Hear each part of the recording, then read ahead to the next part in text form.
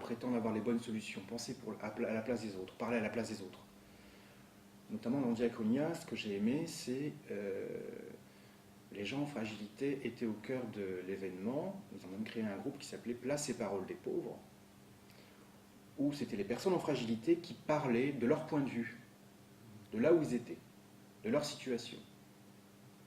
Hein, ce n'est pas des spécialistes ni des experts qui parlaient de la pauvreté. Ça, je trouve que ça peut être condescendant, humiliant. Des gens ont subi une situation de fragilité et puis c'est d'autres qui vont vous dire comment il faut faire pour vous en sortir. Je pense que l'être humain a des ressorts en lui-même pour trouver un chemin pour s'en sortir. Et puis la pauvreté, ça recouvre des tas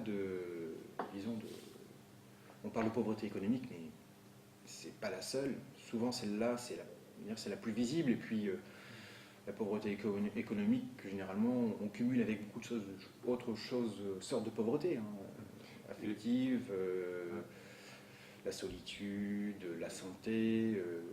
Mais la pauvreté, ça recouvre des tas de champs. Pour moi, je pense qu'aujourd'hui, ce qui est à Roubaix notamment, ce qui est le plus important, c'est le lien social, la cohésion sociale, la manière dont on fait société ensemble. C'est un moyen, un levier pour combattre la pauvreté. Ce qu'on a mis en place depuis 3 ans maintenant, c'est une table ouverte paroissiale, initiative d'un mouvement d'action catholique, la mission ouvrière, qui regroupe des mouvements d'action catholique, et la paroisse. Et l'objectif de ce lieu, c'est de permettre le vivre ensemble, l'accueil des personnes en fragilité, mais pas seulement, c'est surtout la fraternité. Moi, ce qui me dérange un petit peu, c'est quand on regarde les gens en fragilité, comment ne pas les regarder avec une certaine condescendance. C'est-à-dire qu'on peut venir en aide aux gens, et quelque part, je pense que c'est une attitude qui n'est pas forcément juste et qui peut être écrasante. Je pense que tout le monde, aussi pauvre entre guillemets, a quelque chose à partager. Je vois ce qui se passe sur la paroisse d'Aime, où ils ont accueilli une famille rome, le travail formidable que ces gens font. Mais en même temps, il faut voir aussi ce qui se passe dans la communauté, ça transforme complètement la communauté.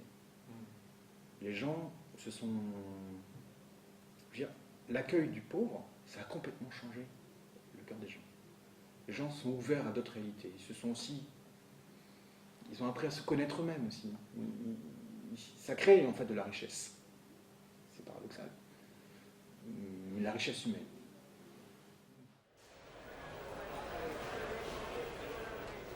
Ces questions qui sont brûlantes aujourd'hui de l'interreligieux en Roubaix, je trouve que c'est...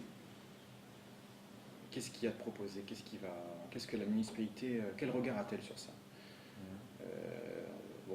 Il y a eu des associations qui ont existé sur Roubaix. Aujourd'hui, elles sont moribondes. Il y en a une que je connais, qui est moribonde. Je me dis là, il y a quelque chose d'important à faire. Je ne sais pas, il y a 2 expériences qui existent à Tourcoing. Je connais des personnes qui sont dans le Selve, cette, disons, commission du conseil municipal qui accueille les religieux, les non-religieux, les philosophiques, etc., et qui traite de la manière de vivre ensemble, tout ce que ça implique. Ça devrait être géré par le pouvoir public. Il ne faut pas laisser l'interreligieux aux religieux.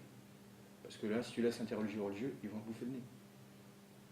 Il faut que l'interreligieux, la laïcité, ça soit vraiment quelque chose qui soit mis en œuvre, organisé, ou pas organisé, mais qu'on permette à la laïcité des lieux comme ça où la laïcité puisse vivre.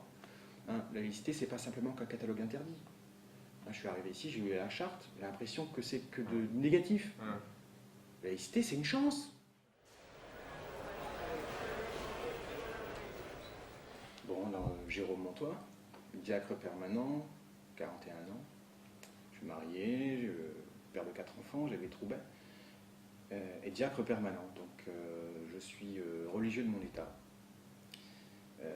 Alors au diaconat, les diacres sont des ministres ordonnés qui sont envoyés par l'Église, disons, aux périphéries. On est là pour rappeler aux chrétiens, d'une part, de ne pas se renfermer sur eux-mêmes, mais surtout pour rappeler à avoir un autre regard sur les périphéries les plus fragiles. Donc, dans ma mission, la solidarité, la fraternité sont des axes majeurs. Et aussi le vivre ensemble.